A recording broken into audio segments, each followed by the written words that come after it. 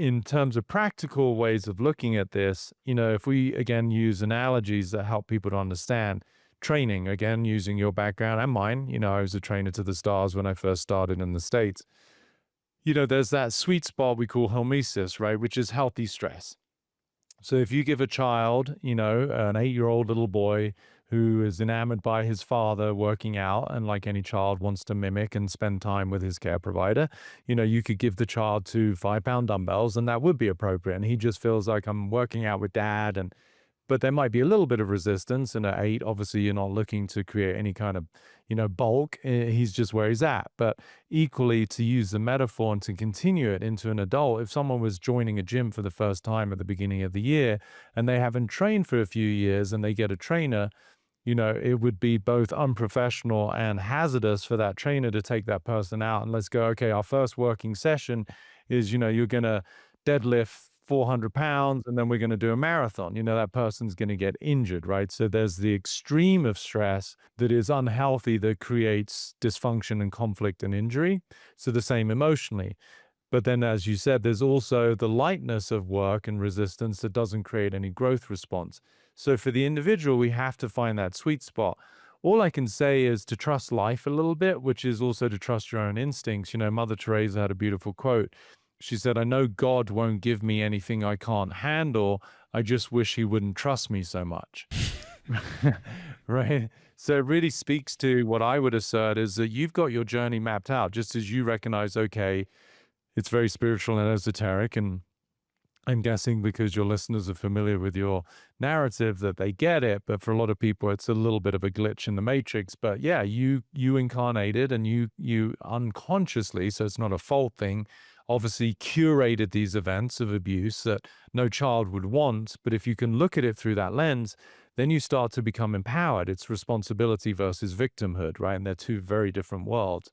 So I would assert that no matter what anyone's going through, they're going to attract what's appropriate for wherever they're at, right? So meaning when people find me, for example, and I'm not in any way delineating myself as special, but my work is profound and I'm not messing around. I'm not like just, improving your life, giving you some tips for anxiety or some, dating lines to pick up a chick where you're a little bit nervous. No, I'm introducing an entirely new operating system for what it is to be human. It's not for the faint of heart. But the people who are ready to go there, they'll find me. If they're not, they're going to talk to their buddy down at the pub and just say, I'm having struggles with the missus, and he'll impart his sort of 101 version of wisdom that will or won't make a difference. Or, hey, I read this book, why don't you check it out? And that might be the place that someone starts. So I would first of all trust the process, and recognize that it is a process, right? You don't become an Olympic athlete overnight, like Michael Phelps and, these guys that show up and win golds. They didn't show up to London and Beijing and go, holy shit, these guys are in shape. I better start training. They're training for decades, right?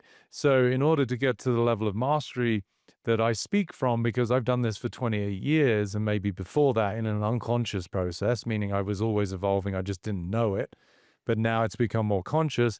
For somebody else, if this is the first time they've ever heard me speak, they may be like, fucking hey, this guy downloads quick, he speeds quick, it sounds amazing. I'm not quite sure what he says, but I think I want it. And it's like they might have to rewind and listen a few times, and that's where they're at.